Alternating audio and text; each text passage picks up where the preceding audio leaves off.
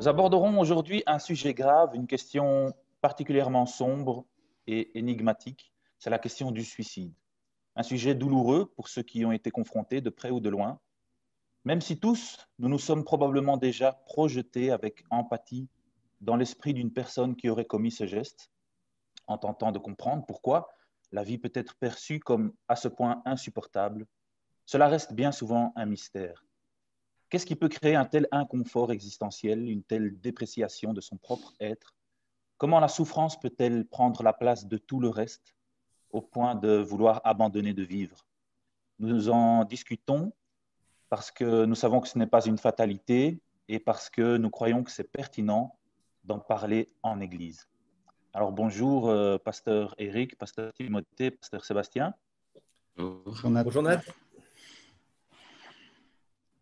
Euh, nous allons donc aborder ce sujet. Je voudrais juste préciser une petite chose, c'est que nous n'avons pas préparé ce sujet en pensant à des cas particuliers. Donc, nous essayons d'être objectifs, même si là aussi c'est difficile. Donc, on peut difficilement en parler de manière complètement détachée.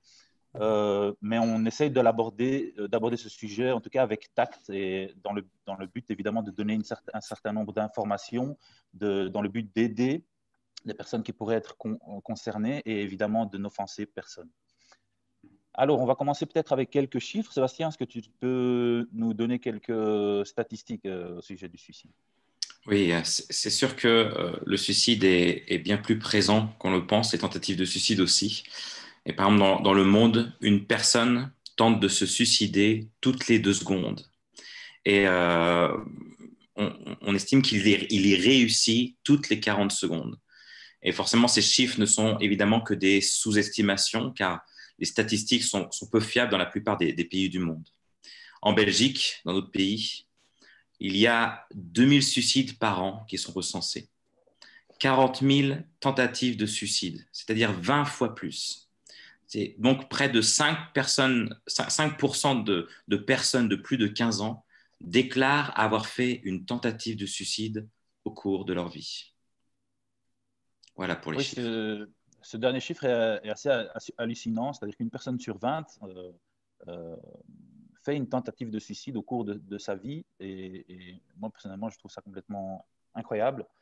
Et, euh, et donc, en préparant ce sujet, j'essaye un peu de comprendre un peu mieux euh, ce qui se passe. Comme je l'ai dit dans l'introduction, c'est difficile d'être tout à fait objectif parce que toutes les situations sont différentes. On parle de situations individuelles et il est difficile de dresser un portrait type euh,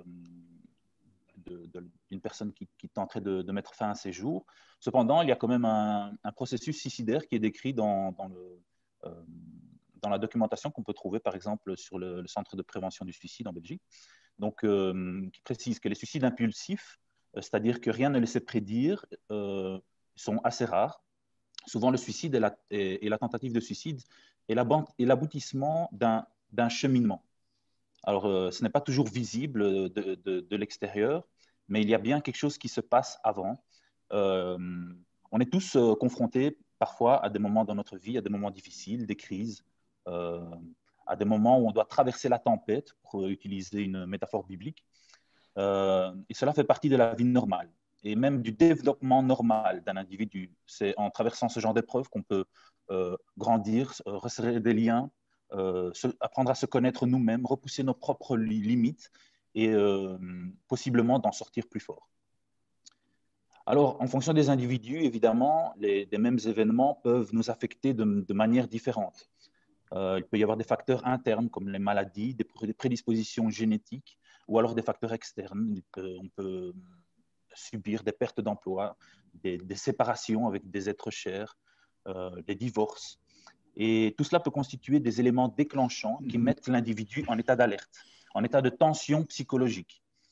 Et donc, comme je l'ai dit, cela est normal. On réagit à cela. On tente de le vivre du mieux qu'on peut. On tente de s'adapter à la situation, de tout mettre en œuvre pour réduire cette tension psychologique. Et parfois, ces moments de crise nous poussent à nous enfermer dans un processus qui est angoissant. On cherche une voie d'issue. Et parfois, l'idée du suicide apparaît comme une issue de secours. une idée parmi d'autres au début. Parfois, on ne l'envisage pas vraiment, mais elle reste là en suspens. Malheureusement, si la situation ne s'arrange pas, certains commencent à l'envisager plus sérieusement, peut-être même à se créer des scénarios qui permettraient à mettre fin à cet état devenu insupportable.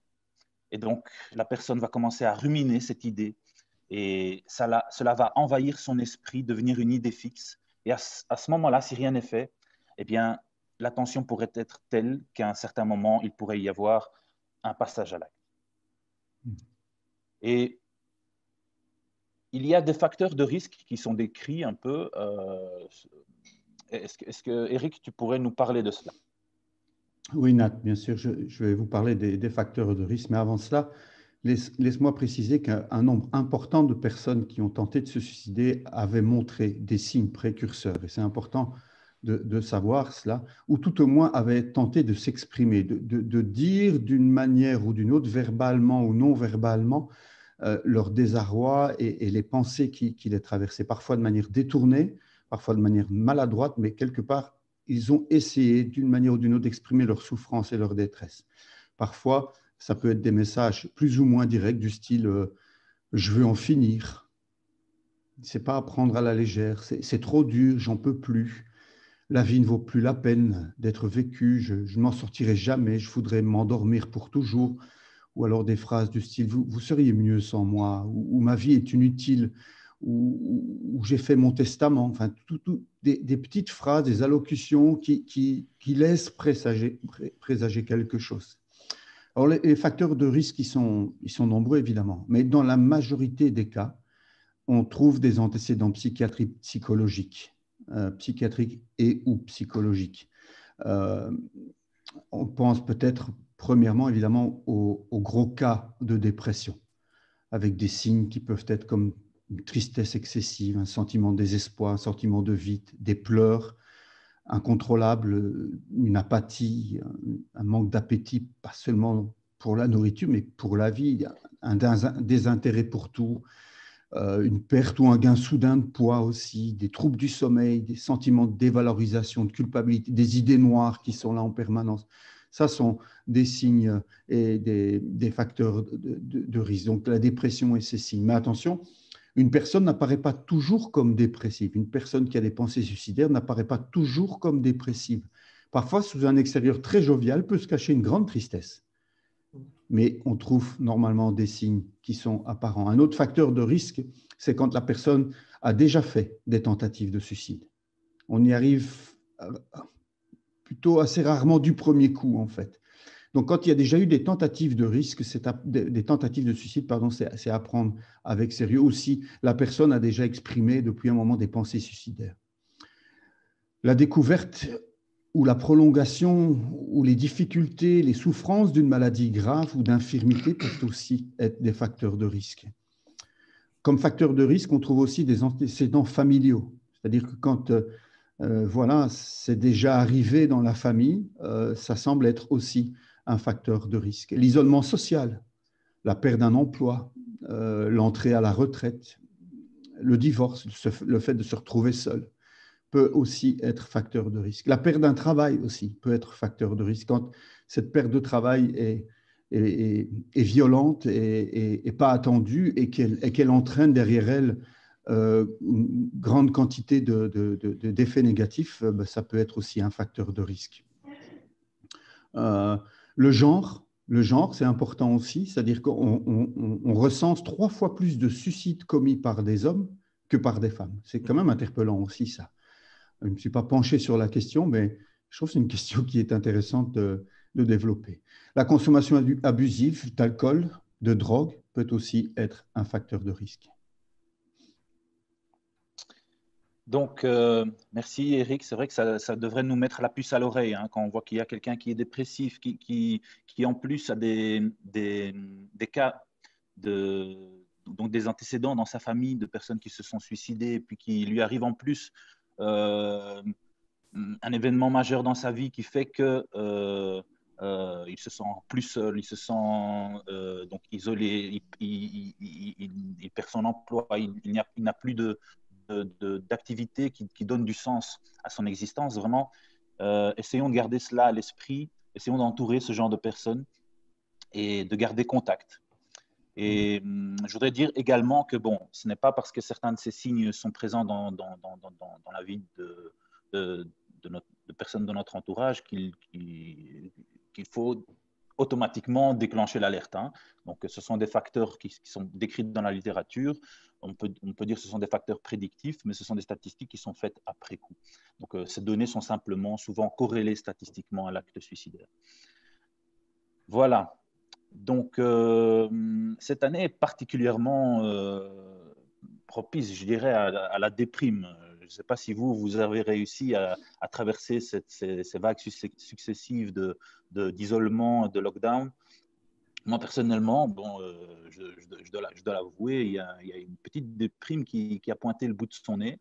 Et je dirais, bon, c'est normal. Hein, après, on met des choses en œuvre pour essayer de surpasser ça.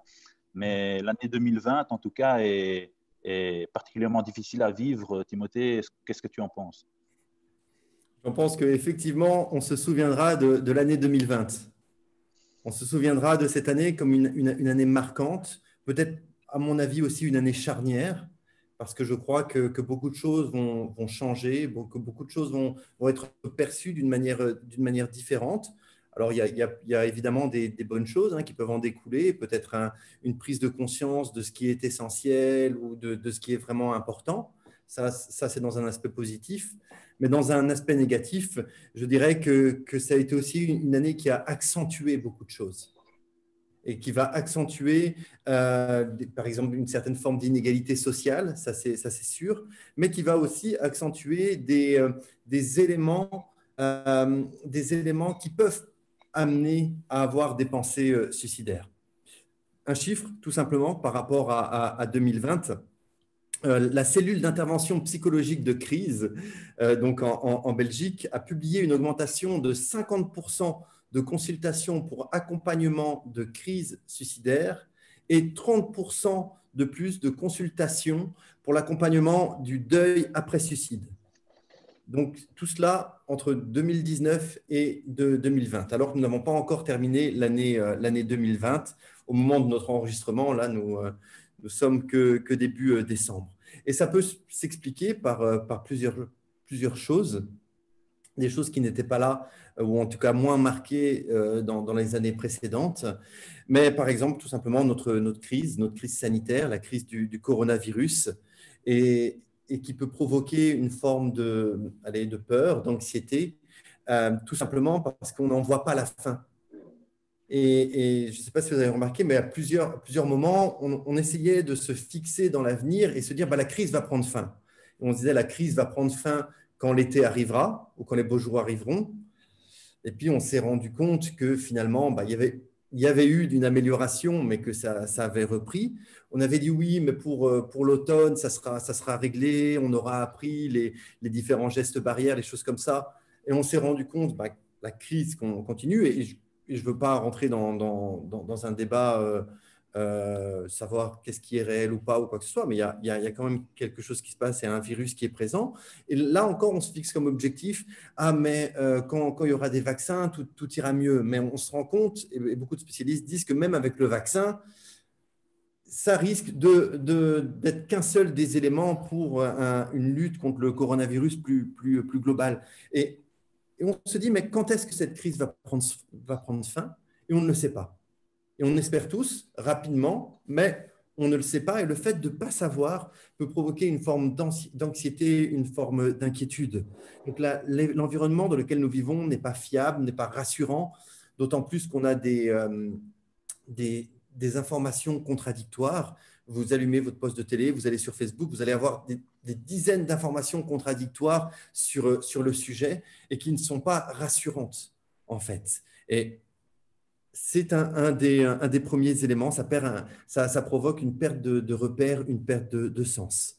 Deuxième chose, accompagnant cette crise du coronavirus, ce qu'on a appelé les confinements ou les lockdowns, où c'est vrai que pour une partie de la population, c'était tous les contacts qu'ils avaient, non plus, on pense aux gens qui sont seuls, aux gens qui sont isolés.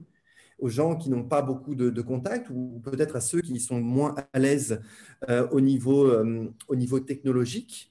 Parce que c'est vrai que la technologie nous permettait de garder une forme de lien, mais pour d'autres, c'était beaucoup plus compliqué. Et donc, la sociabilité était vraiment, vraiment réduite. Vraiment, je sais que pour certains, c'était important d'aller boire leur café, aller au café chaque jour, parce que ça leur permettait de voir du monde. Et c'était plus du tout la même chose et plus du tout possible. Et ça augmente cette tendance à l'isolement, cette tendance aussi à la communication. Ça aussi a été une période où nous avons connu des deuils ou des personnes qui nous étaient proches, qui ont été touchées par la maladie.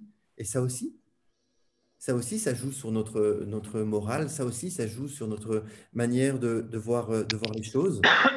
Rajoutons à ça, et ce n'est pas simplement pour 2020, mais ça va aussi avoir des impacts pour les années prochaines, la question économique, la question financière.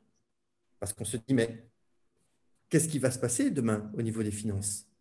Et donc, pour certains, il y a une forme de sécurité de l'emploi, de sûreté dans ce domaine-là, mais pour beaucoup d'autres personnes, et on peut penser à des personnes en situation d'indépendant, par exemple, où quand ils ne travaillent pas, il n'y a pas d'argent qui rentre et qui n'ont pas dû travailler pendant tout un temps et qui ont aussi des difficultés parce que leur facture était toujours là à être payée.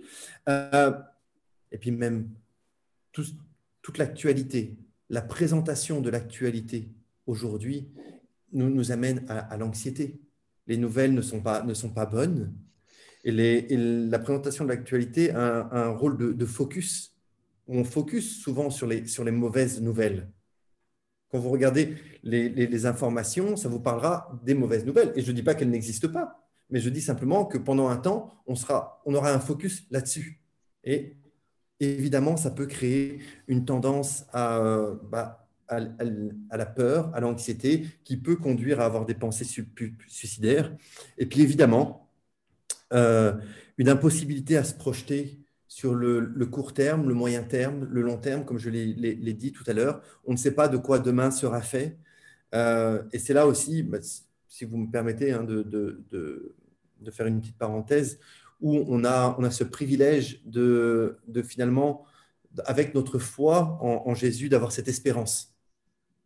Et je crois que l'espérance est quelque chose d'essentiel dans les temps dans lesquels nous vivons, parce que nous pouvons voir plus loin, parce que nous savons que quoi qu'il arrive, nous sommes dans la main, dans la main de Dieu. Et je crois que c'est important pour nous, là où nous sommes, de vivre cette espérance, mais aussi d'être quelque part des propagateurs, des proclamateurs de l'espérance.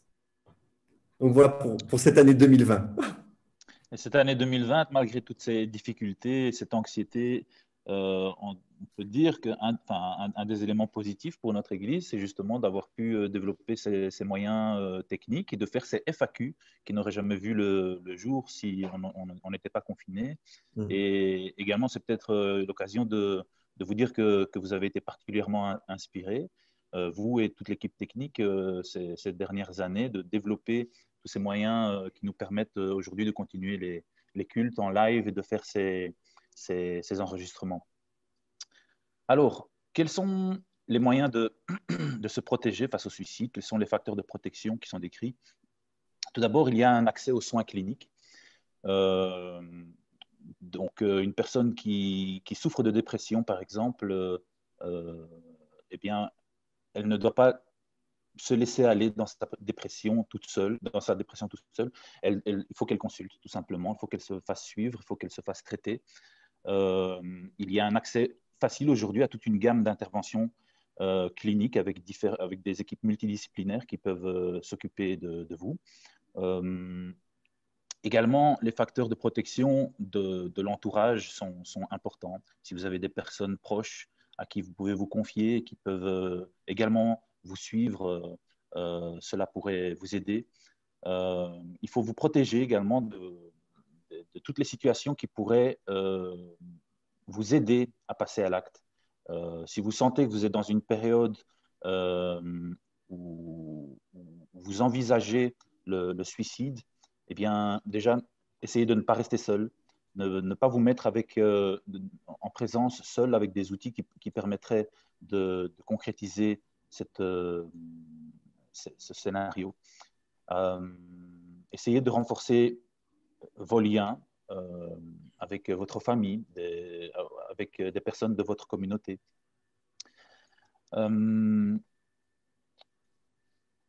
Il est décrit également que les convictions culturelles et religieuses décourageraient le suicide. Alors là, à ce sujet-là, j'ai vu des statistiques un peu paradoxales, mais apparemment, il y aurait moins de suicides dans les populations qui ont des convictions religieuses profondes, comme ce serait le cas, par exemple, dans nos églises. Mais je dis ça vraiment entre parenthèses parce que j'ai vu des choses contradictoires à ce sujet. Simplement, une petite chose que je voudrais ajouter, c'est que dans les églises particulièrement, il ne faut pas réduire les problèmes psychologiques de manière générale à des problèmes spirituels. On n'a pas une dépression parce qu'on a un démon. Et également, comme pour les autres maladies, je dirais, il ne faut pas, bien sûr, il faut prier lorsqu'on a des difficultés de santé, mais il ne faut pas croire que la prière va forcément résoudre tous les problèmes psychologiques. Donc, n'hésitez pas à aller consulter. Cela nous... En parler avec son pasteur, je pense que ce n'est pas contre-indiqué non plus. Oui, bien sûr, je te laisse compléter si tu le désires, Eric. Non, non, mais voilà, je pense juste que s'il y a une relation de confiance avec un de vos pasteurs, il ne faut pas avoir peur de... Ce n'est pas un tabou. Vous ne serez pas vu comme un extraterrestre ou comme quelqu'un qui pose gros problèmes spirituels, voilà, parce que vous avez ce genre de difficultés. Je pense qu'il ne faut pas avoir peur de nous en parler. On peut vous accompagner aussi, on peut vous aider, on peut vous aiguiller. Et je pense que le danger, c'est de s'isoler quand on vit ce genre de choses, on traverse ce genre de pensées suicidaires ou qu'on a ce genre de pensées.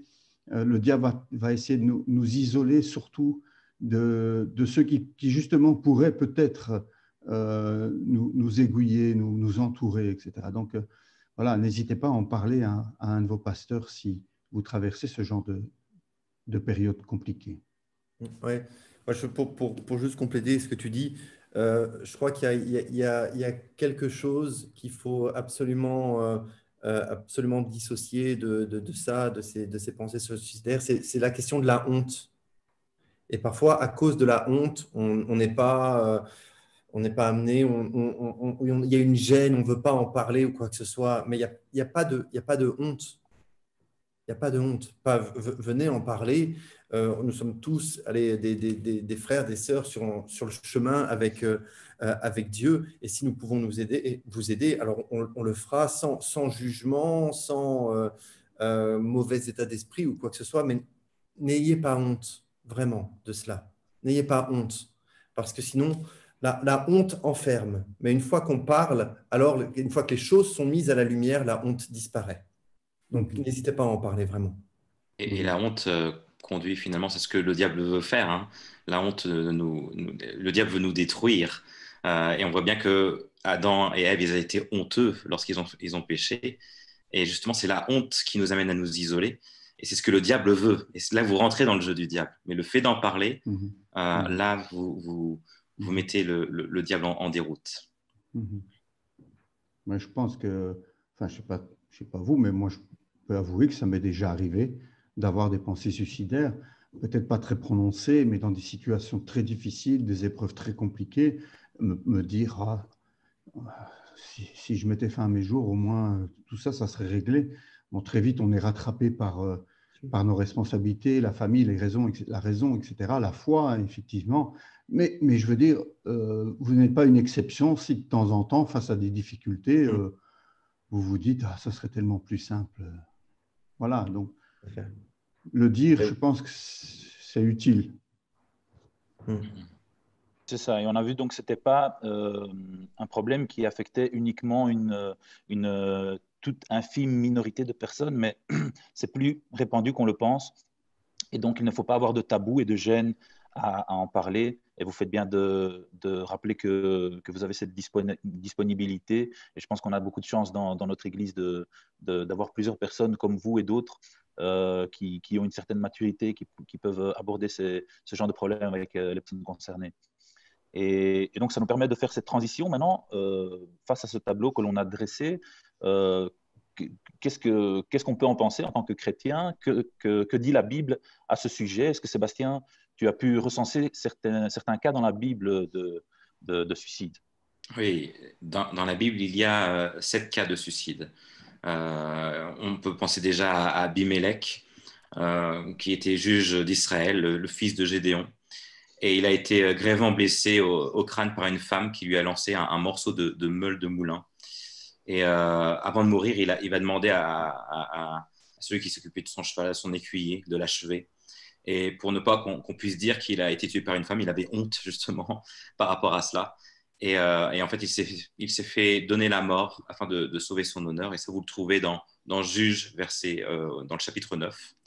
On peut penser aussi à Saül, le premier roi d'Israël, qui a été touché par une flèche au combat contre les Philistins, qui là aussi va demander à son écuyer de l'achever avec son épée, car il avait peur d'être capturé, d'être torturé à mort par l'ennemi. Et donc son écuyer a eu peur et ne lui a pas obéi. Et Saül va se jeter lui-même sur son épée. Et donc son écuyer, voyant Saül mort, il va se jeter lui aussi sur son épée. On trouve ça aussi dans 1 Samuel 31. Donc ça montre que là aussi, le suicide peut être contagieux aussi. Donc ça à prendre en considération aussi. On pense aussi à Achitophel, qui est un conseiller du roi David, et puis après le conseiller de son fils Absalom, donc là, le fils de David. Et ses conseils, au bout d'un moment, ne sont pas suivis par Absalom. Et donc, la Bible dit qu'il est parti se pendre. Donc, vous trouvez cette histoire dans 2 Samuel au chapitre 17. On pense aussi à Simri, un général d'armée qui tue le roi Éla et devient lui-même roi d'Israël. Mais son règne va durer que 7 jours parce que le peuple va se soulever. Alors il va se retirer dans son palais, il va y mettre le feu et il va mourir dans les flammes. Et ça, vous trouvez cette histoire dans 1 roi au chapitre 16. On pense aussi à Samson, qui est aussi juge d'Israël, qui avait une force surhumaine liée à la longueur de ses cheveux. Et il va se faire trahir par Dalila, qui va lui raser ses tresses, qui va lui priver ainsi de toute sa force. Et il va se faire arrêter par les Philistins. Et plus tard, il implore Dieu pour qu'il ait une dernière fois de la force. Et il va écarter les colonnes du palais à main nue. Et celui-ci va s'écrouler sur des milliers de Philistins et sur Samson qui va mourir aussi. Et ça, vous trouvez cette histoire dans Juge 16. Et puis, forcément, le suicide le plus connu dans la Bible, c'est Judas, un des 12 disciples, qui va se pendre parce qu'il a été pris de remords après avoir trahi et avoir fait livrer Jésus. Et ça, vous trouvez par exemple cette histoire-là dans Matthieu, au chapitre 27. Et ces faits sont... pavé dans la mare. Attends, un petit pavé dans la mare, rien que pour t'embêter là, parce que moi je suis là pour ça. Hein. Nat m'a demandé de le faire, alors... il y a une nuance entre suicide et sacrifice. Est-ce que Samson s'est suicidé ou il s'est sacrifié? Et Jésus sur la croix, est-ce qu'il s'est suicidé ou sacrifié? Parce que Jésus savait ce qui allait lui arriver, il aurait pu éviter ça. Il a donné lui-même le chef d'accusation pour qu'on puisse le crucifier. Qu'est-ce que tu en penses? Alors, moi, je te rejoins. Je pense que Samson, c'est peut-être plus un terme de sacrifice, comme Jésus, et pas un suicide. C'est bon, je suis sorti vivant. Je sais pas, ouais. Qu'est-ce que tu en penses les autres? Moi, je sais. Je sais qu'il y a des gens qui pourraient dire, mais attends, Jésus, il s'est suicidé ou il s'est sacrifié et quelle est la nuance entre les deux? Je pense que c'est peut-être important juste de relever ça. Qui peut le faire? Moi, je n'ai pas l'impression qu'il s'agit ici juste d'une nuance. Et ça me gêne un peu de dire qu'on peut se donner soi-même en sacrifice, littéralement comme ça. Donc, pour ce qui est de Samson, par exemple, j'ai même vu dans la littérature que ce fait enfin, quand je dis dans la littérature, dans les articles que j'ai pu trouver sur Google, certains considèrent ça comme le premier attentat suicide de l'histoire. c'est-à-dire qui font le parallèle avec ce qui se passe aujourd'hui. Donc, c'est-à-dire Samson s'en prend à ses ennemis, les Philistins, et l'histoire est décrite comme se passant à Gaza en plus. Et donc, il écarte les colonnes du temple pour que les milliers de Philistins qui s'y trouvent meurent et qu'il se donne la mort lui-même en tuant les autres. Donc, on en parle parce qu'évidemment, ce sont des histoires bibliques, il faut en discuter, mais c'est important de dire que la Bible ne cite pas cela comme un exemple, forcément. Mais c'est un peu compliqué parce qu'il demande la force à Dieu, etc. Donc, ça demande, je pense, un commentaire vraiment plus poussé et qu'on devrait être attentif simplement à ce qu'on est en train de faire. Hein. Tu es en train de semer la zizanie, pasteur Eric, mais moi, je trouve ça super intéressant, mais ça demande vraiment beaucoup de précision. Et puis, il y a une différence, je pense, à faire entre se donner soi-même la mort et accepter que d'autres la donnent. Si vous voyez un peu la nuance, parce que Jésus ne s'est pas ôté la vie. Jésus, on l'a crucifié. Et Jésus, c'est d'autres qui lui ont pris sa vie. Alors, il s'est donné librement, on ne remet pas ça en question, mais je vois quand même ici une légère nuance. Approfondir. Voilà, c'est intéressant. Il y a ton micro, Eric. Eric, il y a ton micro qui ne fonctionne pas très bien. D'accord. Donc, ces débats entre pasteurs, moi, me fascinent beaucoup. J'aime beaucoup. Donc, évidemment, ce n'est pas tout à fait libre parce qu'on est enregistré, etc. et qu'on pourrait continuer ça autour d'une bonne table, mais pas en ce moment. Ce n'est pas possible. Mais la discussion va continuer sur un autre sujet qui divise un peu le monde chrétien et qui est lié à la question est-ce que le suicide cause-t-il la perte du salut? Et donc, pour répondre à cette question, si c'est possible de répondre à cette question, il faut réfléchir à la doctrine du salut. Et parmi les chrétiens évangéliques aux États-Unis, par exemple, un sondage a montré que 32% pensent que ceux qui commettent un tel acte iront en enfer. Donc, on voit que l'opinion est divisée. Évidemment, peu disent peuvent l'affirmer clairement, et souvent c'est une question qui reste avec le point d'interrogation, et on s'en remet un peu à la volonté de Dieu. Mais il faut savoir qu'il y a un débat dans le christianisme sur cette question de l'assurance du salut. Est-ce que sur la question de la persévérance jusqu'à la fin, est-ce qu'on peut perdre son salut? Ou est-ce qu'on est assuré d'avoir, une fois sauvé, toujours sauvé? C'est un débat qui oppose généralement, on va dire, les calvinistes aux arminiens. Et donc, est-ce que vous pouvez nous parler un peu de ces deux visions, peut-être en commençant par l'interprétation calviniste, Timothée? Ouais. Tout d'abord, pour recentrer un petit peu le débat, il est important de dire qu'il faut aborder cela avec beaucoup d'humilité. Quand on parle, est-ce que le suicide, des choses comme ça, est-ce que quelqu'un qui se suicide perd son salut? Je crois qu'il faut prendre ça avec beaucoup d'humilité et se rendre compte qu'il y a des choses que nous ne maîtrisons pas. Et ce n'est pas à moi de dire quelqu'un s'il sera sauvé ou non. Je dis souvent, et vous avez peut-être entendu déjà cette expression, je pense qu'au ciel, on aura des surprises. Et peut-être qu'il y aura des gens qu'on pense qu'ils y seront et qui n'y seront pas. Et des gens qui on n'aurait jamais pensé mais qui y seront quand même. Parce que je crois que ça parle surtout le salut nous parle de la grâce de Dieu. Et nous ne sommes pas Dieu. Donc, c'est vraiment, on veut vraiment parler de cela avec beaucoup d'humilité et avec les limites que nous avons. Et donc, pour revenir à ta question plus précise sur un peu la différence entre une tendance arminienne et une tendance calviniste. Donc, pour la tendance calviniste, et même, on va être un peu schématique parce qu'il y a des nuances, hein, mais pour une tendance calviniste, on dit, mais une fois que tu es sauvé, tu es toujours sauvé.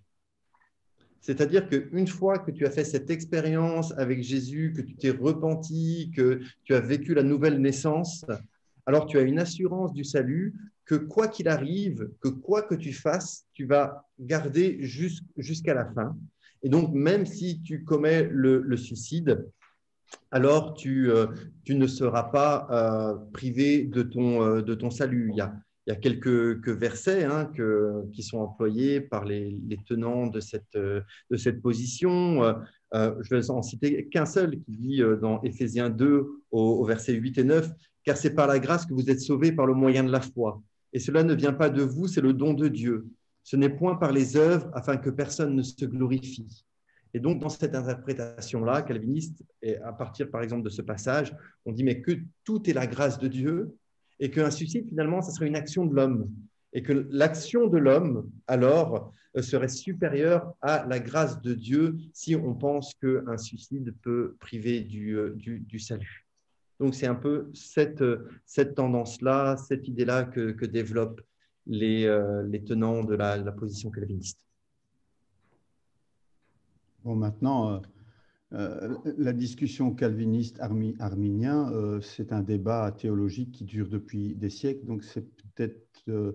Il faut dire à nos auditeurs que ce n'est pas en quelques mots qu'on peut vous résumer la situation. Mais c'est vrai que c'est un certain Arminius qui a donné cette approche arminienne, pense que le salut ne se résume pas simplement à l'acceptation du pardon de Dieu, mais que le salut doit s'inscrire aussi dans la durée de la vie du croyant, qu'il implique une persévérance jusqu'à la fin. Celui qui persévérera jusqu'à la fin sera sauvé, dit Matthieu 24, verset 13. Un autre passage, c'est Paul en Philippiens, nous dit qu'il faut travailler à son salut. Mettez en œuvre, travaillez, menez à bien votre salut avec crainte et profond respect. Ne pas chuter en pleine connaissance de la grâce. Et ça, c'est Hébreux 6. Bon, voilà, donc il y a quand même des passages qui vont aussi dans le sens de cette approche arminienne qui explique que non, ce n'est pas aussi simple. Ce n'est pas une fois sauvé, toujours sauvé. Ça soulève beaucoup de questions. Et donc, la réponse qu'on va donner à cette question de doctrine du salut peut évidemment influencer la manière dont on répond à la question du suicide parmi les chrétiens. Mais je pense que c'est une question qui doit rester en suspens. Et comme Pasteur Timothée l'a bien dit au départ, abstenons-nous de juger, de porter un jugement sur quiconque commet un acte suicidaire, et quelles que soient les conséquences, on n'est pas Dieu. Et seul Dieu a cette capacité et les compétences pour juger justement de ce qui s'est passé dans la tête de cette personne. Moi, j'aime rappeler que la personne qui se pend ne meurt pas instantanément. La personne qui se jette en bas d'un pont ne meurt pas instantanément. Et qui sait si voilà, le brigand sur la croix, il lui a fallu quelques mots pour voir l'accès au paradis s'ouvrir pour lui. Donc, ne portons pas de jugement. Ça serait vraiment présomptueux de notre part.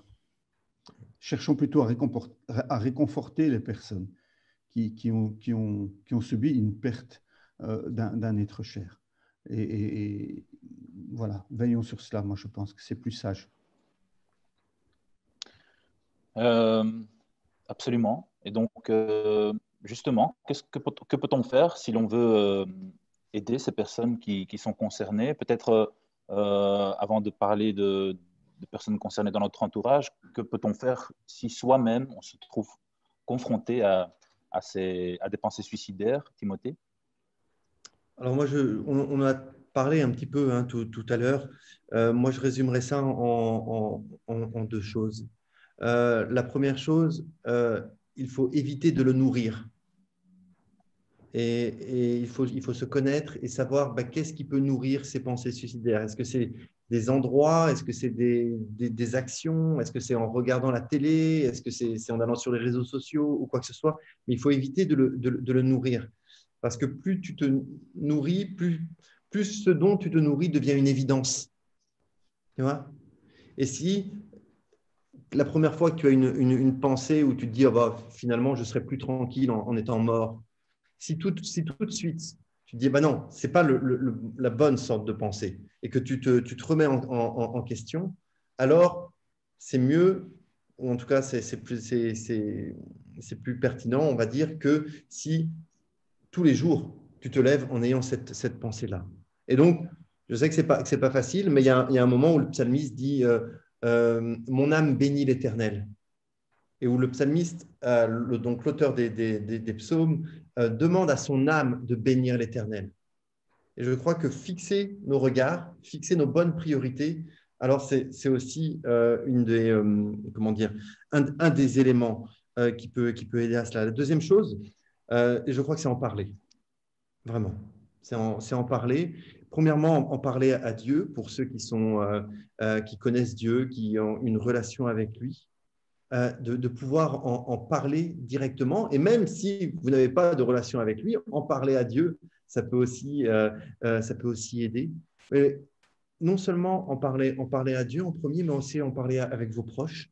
Et n'hésitez pas à chercher de l'aide, que ce soit vos familles, que ce soit votre médecin, que ce soit, comme on l'a dit tout à l'heure, les pasteurs, que ce soit des gens spécialisés, des psychologues. Et il faut en parler. Parce que quand vous ne parlez pas, vous le gardez à l'intérieur. Et ça vous nourrit. Et en parler, c'est une manière de l'extérioriser et de le faire sortir finalement de vous-même. Donc voilà, il y a un passage, un verset dans la Bible qui dit que le diable est comme un lion rugissant et en cherchant qu'il va dévorer. Et c'est vrai aussi que le diable va utiliser ce que nous avons finalement et pour nous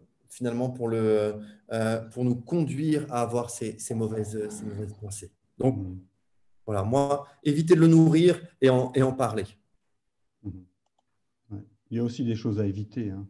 Il y a aussi des choses qu'il faut veiller à ne pas faire. Si une personne vient s'ouvrir à vous et vous parler de ses pensées suicidaires, c'est pas en jugeant la personne, en lui faisant ressentir vraiment un jugement de votre part que vous allez l'aider. Au contraire, ça risque même de la faire fuir. Et donc, vous aurez perdu l'occasion de pouvoir l'aider. Ne pas donner des recettes toutes faites sur comment atteindre le bonheur en 3 étapes. C'est pas ça non plus dont ils ont besoin. Faire la morale, ah, c'est pas bien, franchement, bon voilà, ça non plus, ça va pas aider la personne. Je pense qu'il faut faire aussi très attention à ne pas s'engager au-delà de nos possibilités ou au-delà de nos compétences. Ah, tu vas mal, pas de souci, hein, tu peux m'appeler quand tu veux, jour et nuit, je serai à ta disposition, alors que vous savez très bien que vous coupez votre GSM la nuit, par exemple. Si la personne est avec des pensées suicidaires parce que c'est des problèmes financiers, par exemple, ne faites pas de promesses de remboursement que vous ne comptez pas ou que vous ne pouvez pas honorer. Donc, faites attention donc de ne pas donner des espérances fausses ou irréalistes. Inciter la personne à vivre par devoir pour ses proches, ce n'est pas une solution non plus. Tu ne vas quand même pas faire ça, tu vas laisser ta femme et tes enfants tout seuls. Ce n'est pas non plus ça. Si la personne en est arrivée à avoir des pensées suicidaires, ce sont des questions qu'elle s'est déjà posées. Elle est déjà, à mon avis, allée au-delà de ces questions-là. Elle n'en est plus à se demander qu'est-ce qui va se passer pour un tel. Je pense qu'il faut donc faire attention par rapport à ça. C'est juste la culpabiliser un peu plus, mais ça ne va pas l'aider. Faire attention aussi de ne pas se laisser enfermer dans le secret. C'est-à-dire que si une personne vous parle concrètement de pensée suicidaire qui a un réel risque, ne pas garder ça pour vous. Vous n'avez aucune obligation à garder secret des choses aussi graves. Et puis, en fonction de qui vous êtes et de la formation que vous avez et des compétences que vous avez, parfois ne pas porter seul la responsabilité de l'accompagnement. Et donc, ça, c'est quelque chose qu'on vit régulièrement en église. Voilà, on encourage à partager les choses, et quand quelque chose est trop lourd, il ne faut pas le porter, il faut le partager. Si le fardeau est trop lourd, il faut le donner, il faut le donner à quelqu'un d'autre. Voilà des choses qu'il faut éviter de faire, à mon sens, Nat. Oui, merci pour ce rappel. Alors, on en a déjà beaucoup parlé. Ce qui est conseillé, évidemment, c'est d'en parler ouvertement, sans tabou. Nous ne sommes probablement pas seuls à avoir déjà traversé ce genre de situation. Donc, avoir ces personnes repères autour de nous est très important. Mais surtout, c'est important d'oser en discuter lorsque vous en avez le plus besoin. Il faut, de notre côté, essayer d'écouter. Inviter à se confier, avoir ce qu'on appelle une écoute active. Parfois, il y a des choses que certaines personnes peuvent essayer de dire, mais qu'ils ne savent pas comment aborder. Alors, il ne faut pas écouter seulement à demi-mot. Il faut essayer de de faire en sorte à ce que la personne qui veut se confier à nous puisse réellement dire ce qu'elle a envie de dire. Et ça, c'est vraiment dépendant, je dirais, de nos caractères à tous. Alors, en français, le ça va, ouais, ça va, ça nous tue parfois parce qu'évidemment, on n'a pas le temps de tout le temps raconter tous ces états d'âme, mais évidemment, il faut essayer et ce n'est pas facile, de trouver un peu d'empathie et de maturité pour pouvoir essayer de creuser lorsqu'on a besoin et de se montrer disponible. Il faut également essayer de vouloir tout comprendre et de vouloir tout savoir, dans les moindres détails, de faire en sorte que quand une personne se confie à vous, il ne faut pas que ça tourne à l'interrogatoire.